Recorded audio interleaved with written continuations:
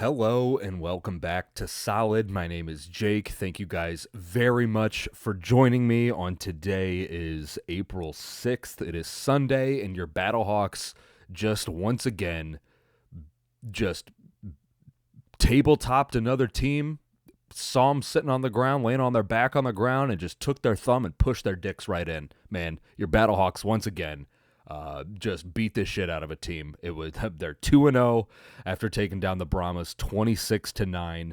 That is, let's see, 26 plus 31, 57.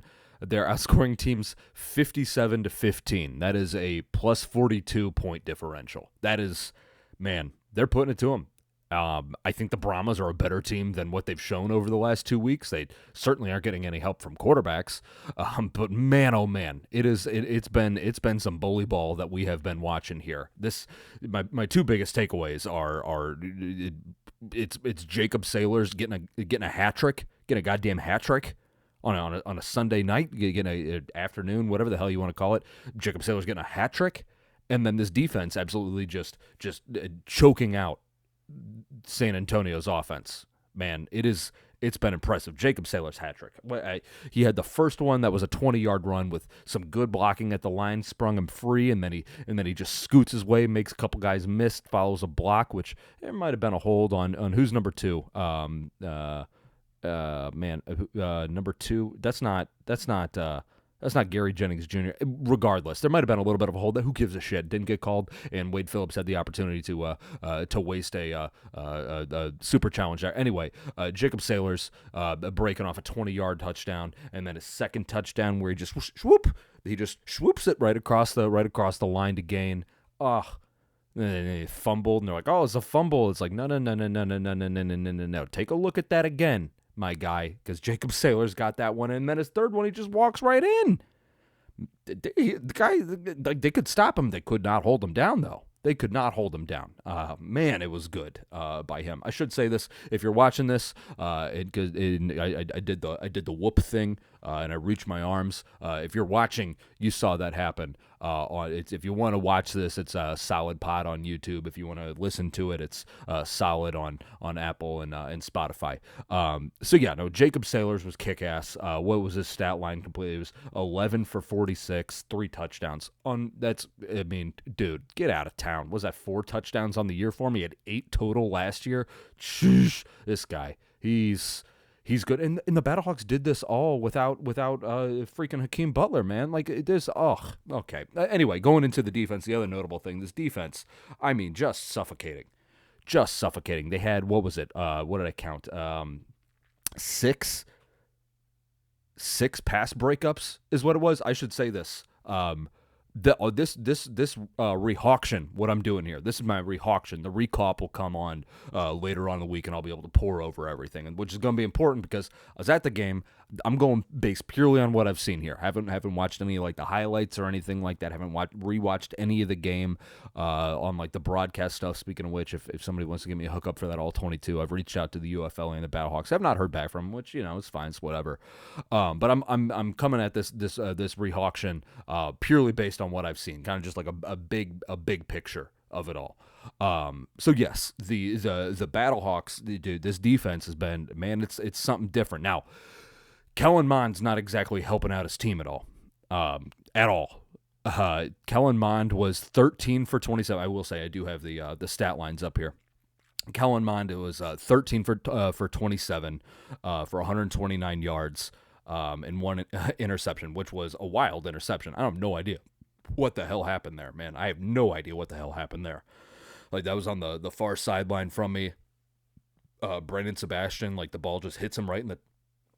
Sorry, I'm burping in my mouth right now. Just hits him right in the tummy, and then he like sticks to him, and he just holds on. Like, what? I have no idea. Very curious to see what the hell actually happened there. But Kellen Mond, 13 for 27. That's a 41.8% completion rate. Man, that stinks. This guy. But the Battlehawks had what did I say?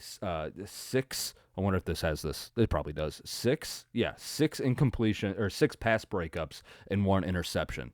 So of Kellen Mond's 14 incompletions, 7 of them were forced. That's still Kellen Mond, missing somebody or something like that for 7 incompletions. But man, this defense is just smothering people. Man, they're just smothering people. It'll be different. I think it might be different next week when they play the Defenders and Jordan Ta'amu. But they're playing, man. If you're covering receivers and you're getting your hands on the ball like this, that's good. That's a good thing. But yeah, no, Kellen Mond, he is stinky. That guy stinks. He had a 46.7 quarterback rating. That's my take on that. They held the Brahmas to 112 yards on the ground. 55 of those came from Anthony McFarland, which is kind of something that I kind of expected. They had their leading running back John Lovett was out. And Anthony McFarland, you watch the guy. There's a reason he's their punt returner, right? I believe he's their punt returner or kick returner, whichever the hell he is. But he's got burst. The guy's quick. And I was like, man, going like on the bird's eye preview, I was like, man, I think he's probably gonna end up breaking one because when he gets into space, man, he's quick. He's a quick little fucker. This guy. But the way, and I was like, man, I think if the Battlehawks can touch him in the backfield, he goes down on first contact while he's trying to decide. When he did break that one, he was kind of bouncing around behind the line of scrimmage a little bit, trying to make his decision. It doesn't help that his offensive line is bad and the Battlehawks defensive line is good. But he was able to bounce around a little bit and popped one out to the left side and took it there. What are you gonna do if a guy wants to break one, but you're beating the shit out of him? What did the final score? What did I say? 26-9. I don't care if there is one startling thing about this defense.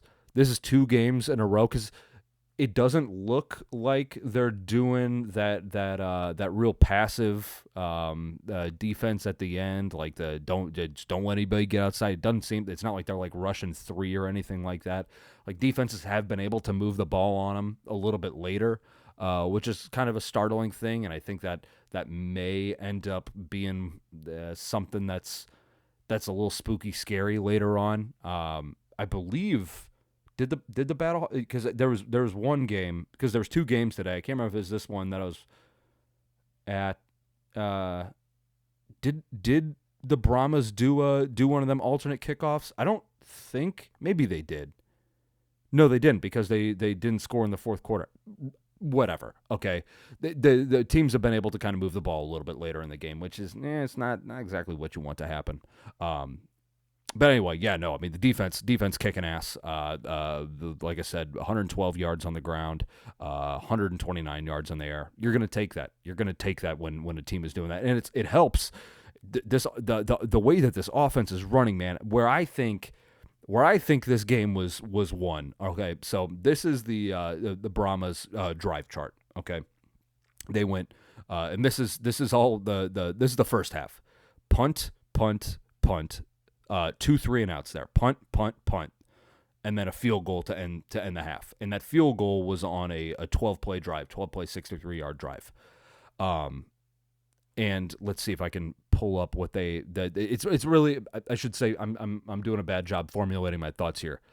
The Battlehawks owned the shit out of the time of possession was incredibly lopsided again. The Battlehawks had the ball for 35 minutes and 53 seconds total. But the Battlehawks drives where in the first half, San Antonio had punt, punt, punt, field goal. Battlehawks went punt, field goal, touchdown, touchdown. So at halftime, Battlehawks are up 17-3. Battlehawks get the ball back coming out of halftime. That drive, a 12-play, 70-yard drive that took 7 minutes and 19 seconds off the clock. Like you get this Brahmas defense that have been getting punished pretty. They've been getting punished for that first half, and they go into halftime. It's like, okay, maybe they'll catch their breath a little bit and come back out with some stank, and then they just come back out and then just keep getting punished right after that for 7 fucking straight minutes, man. It's like, what can you do to that? Like that's some championship football right there, man. That's some good stuff. That's some good stuff. That's like when the Eagles had a 12-minute drive against the Steelers last year. It's like, holy shit, this team is for real. Like I don't care how good or how bad a team is at its stuff, but if you can have your offense on the field for that long, man, I mean, you see how good the defense is doing. You're not doing any of these 3 and outs like what San Antonio is doing, where the defense has to go on the field and then get off the field and come right back on. You don't have that, man. They're coming out there. So like that was I don't know how long the halftime is in the UFL. Call it, maybe 15 minutes. Call it 10 or 15 minutes. The defense was off the field for 20 minutes right there with the they were on the field when they kicked the field goal, or right before San Antonio kicked that field goal going into halftime. The defense didn't come back on the field until halfway through the third quarter. It's like, I don't know how you can deal with that. It also doesn't allow that San Antonio offense to get in any sort of rhythm, which, to be fair, I'm not entirely sure it mattered at all, because, again, Kellen Mond sucks.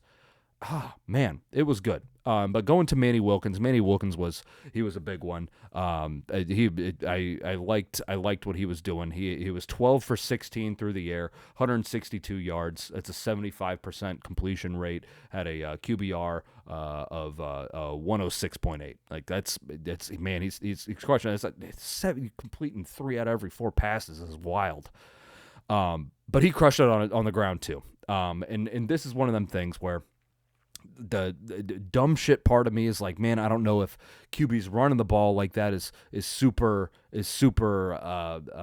like, I'm trying to think of the right word for it. Like it's the fact of the matter is that it's working. Like, it doesn't matter what I think. It's working. Like, there are times where you're like, man, I wish Manny was kind of getting the ball out. Like, there was the big pass that he missed to Ja'Cour Pearson. I think it was earlier on in the game, maybe in the first half, but it was deep on the right side. Like, watching the game from where I am, I'm like, man, you can launch that ball right now. But then he waited until Ja'Cour Pearson was near the sideline. It's like, man, I wish he was getting rid of the ball. Like, it's a nice thing seeing just a real nice, like a fuckable spiral just get thrown. But I mean, he did. On the other hand, he did hit. Was that Gary Jennings Jr. for a 60-yard pass, 58 yards? It's like, I don't, man. It's like, part of me's like, man, I wish that he would kind of let it go and let it rip a little bit, but. Fucking rushing the ball for 58 yards. It's like, who the hell am I? I don't know what the fuck I'm talking about. Clearly, if this is the way that this offense wants to run, man, the guy's operating at an incredible level. Like, that's just what works in this league. If you can have a quarterback who can get out of pressure and make a guy miss behind the line of scrimmage, maybe make another guy miss at the line of scrimmage, and then get a first down. It's like, I can't complain. Like, maybe like I can't complain. I wish I could. I love complaining. Listen, hey, your boy loves complaining, but I can't complain about like that. Like it's working, and he also did good. He was throwing over the middle of the field too. He hit Jake Sutherland on a pretty good. It was like a 15-yard pass. Let's see if I can see what that actually was. Jake Sutherland receiving. Yeah, Jake Sutherland 14 yards in the middle of the field. He hit I believe Denzel Mims in the middle of the field too. It's like, dude, he's doing that. That's great. That's great. That's one thing. A lot of quarterbacks like don't have the confidence to be able to throw over the middle of the field, but he's seeing that his receivers are open there and he's launching that ball. I know in week 1, if you listened last week, they even brought it up on the broadcast when he didn't pull the trigger on a Hakeem Butler throw, but then you go back and watch it, and it seems like it might have been a timing thing with play action. And it's like, well, I don't think it was necessarily that he didn't want to hit Hakeem Butler. He just kind of left that read a little bit early, and he ended up like rushing for damn near a first down on that. It's like, okay, if he misses a read and can still get mega positive yards and make it a successful play, like what are you gonna do? You know, what are you going to do? Like, yeah, yes, personally, I would love it if he was going to launch the ball, but because there's something about seeing that ball go for a big gain that kind of tightens your plums. It just like kind of sucks them up. You're like, woof, that was a good one. That was a good throw. But then there's another thing. Like I said, when you see that quarterback break out of things and get first downs himself, that's like a, yeah, oof, I'm feeling something here. I'm feeling something. Feeling a little Randy, it's, ooh, he got me going. He got me going, man. That was a good Manny Wilkins performance. That's 2 games in a row where he's operated this offense. Maybe it wasn't necessarily the best quarterbacking. Well, no, it was good quarterbacking because that's operating the offense. Maybe it wasn't exactly showing his arm and showing his ability to read coverages that well, but I'll have to go back and watch to see exactly where his eyes are and where he was making his reads at and stuff like that. But this he's operating at a high level. There's no way that you can argue against that. It might not necessarily be what you want, but the dude's operating, man. And when like I said with that Gary Jennings throw, he's got some stank in him. He's got now Gary Jennings did beat his guys and oof. You guys saw what I saw. You guys saw what I saw. I'm very curious to see what this looks like when I go back and rewatch it. But man, that was good. That was a good game. That was a shit pumping right there, man. The Brahmas had alcohol poisoning, and instead of using a tube to pump their stomachs, the Battlehawks just shoved their hands down their throats and ripped the vomit out themselves, man. That was a fun game to watch. Was there anything else that was really notable that I talked about the drive? Rodrigo Blankenship was 2 for 2. Oh, Anthony Beck did good. He won both his challenges. He won the first one. I didn't necessarily agree with the timing of it like that, but and Wade Phillips didn't make his challenge. Like if you're gonna challenge, buddy, you best be sure, especially with that first one. And sure shit, man. Anthony Beck did it. Big tone at it again. As far as Phil McGeegan, his play calling, I thought he got a little bit cute for no reasons. Like that first play, and it's really what set the offense back and caused him to get that 3 and out on the first drive. I believe it was a 3 and out on the first drive. Let me make sure. Yeah, it was a 3 and out on the first drive. He did that first play. It was like a throw, like it was almost a backwards pass, really. Was that Blake Jackson, I believe is who it was, who he threw the ball to. Let me see if I can pull that up. Manny Wilkins. That is not the first drive. This is the fourth quarter. That is why that didn't look right.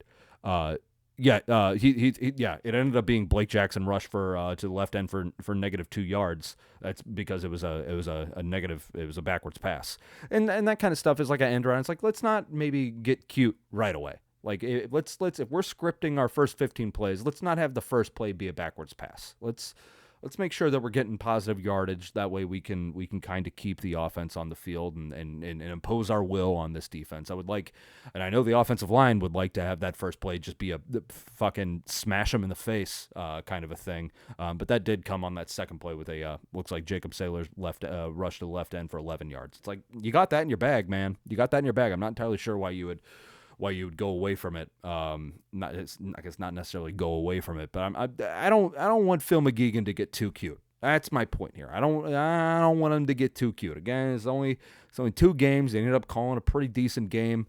But let's we just did Bruce Gradkowski, and he tried to get cute, and it was really ugly sometimes. So let's not get cute. That's what let's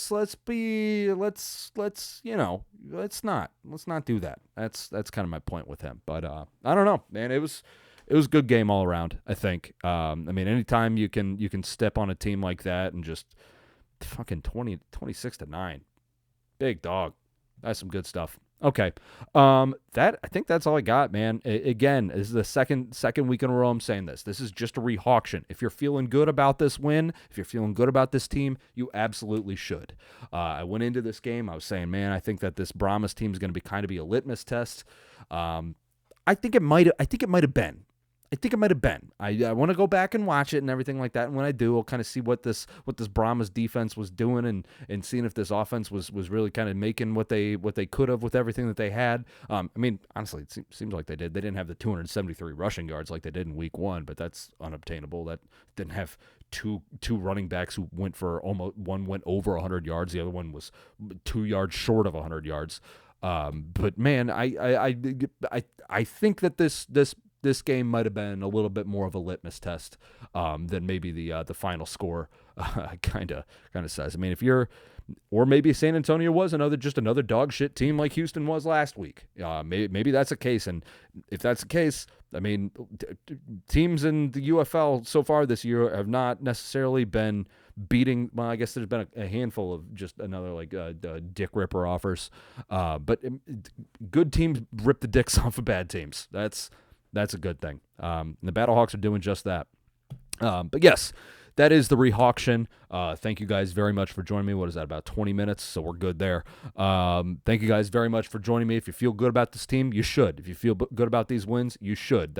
It doesn't seem like there's a whole lot of just like stupid bullshit that's happening, which is good. Again, if there's a worry for something, it's the defense is letting some yards at the ends of games. I mean, you got to expect that. What did I say? You got to expect that offenses are going to get yards at some point. You prefer for it to not kind of be like later, but it's gonna happen. But it's just something to keep an eye on. Just something to keep an eye on. If you want to be a kind of guy, be like that could have been better. My one spot that I would kind of look at is the defense allowing some yards at the end. Again, great game by them, not knocking that at all. But it's just keep an eye out. That's my point. But yes, ReHawktion. Thank you guys very much for joining me. This has been solid. Go Birds, go Battlehawks, cause the law, caw, whatever you want to say. That means if you say anything, if you say nothing, if you make eye contact with somebody, they're gonna know that you're a Battlehawks guy. Like they're gonna know that. Like what was I went and it was before the game. And I went to Schnucks again. I live across the street from Schnucks. You know that I go to Schnucks like a lot. Like I don't buy groceries for more than one day ahead. I go to Schnucks a lot. And I was at Schnucks. I went to go get my dirtbag juice. That's the what's it called? The Bud Ices, the Bud Ice Magnums, the old 16 ounces. And there's some kid I walked down the liquor aisle and I saw this guy and his kid. They both walked into the beer fridge thing. I was like, God damn it, man! It's gonna be a clusterfuck in there. It's not big enough for multiple people inside there. And they brought their cart into. Don't bring your cart into the beer fridge. Like don't do that. Like leave your cart outside of it. If you got shit in your cart, bring their shit into. And don't bring your cart into the beer fridge. It's not enough room for that. Okay, there's not enough room. And then also don't bring your kid in there. Like I guess I'm not a kid guy. I don't pretend to know that kind of shit. But I walk in there and this guy has his kid in there and they're both standing right in the way. And the kid also had one of them stupid little push carts with the fucking the kid carts with the flag. The kid also brought that in there. It's like, what are we doing? But the kid's standing in the way and blocking the thing. And the dad kind of like pushes the kid to the side when he sees me walking and goes, sorry. I'm like, it's all good. But obviously, when I said it's all good, he read that. He's like, oh, this guy likes Battlehawks. This guy is a Battlehawks guy. Like that's what I'm saying is that if you say anything to anybody, then they're gonna interpret that. That was long-winded and a little bit of a rant.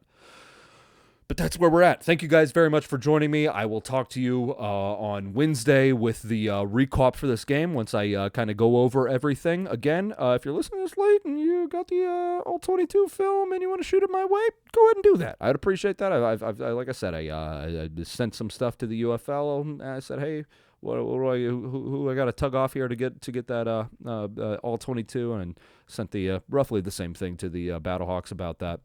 But we'll see what we can do, and it would be really cool if I got that. But I will talk to you guys on Wednesday for the recap. Go Battlehawks, go Birds.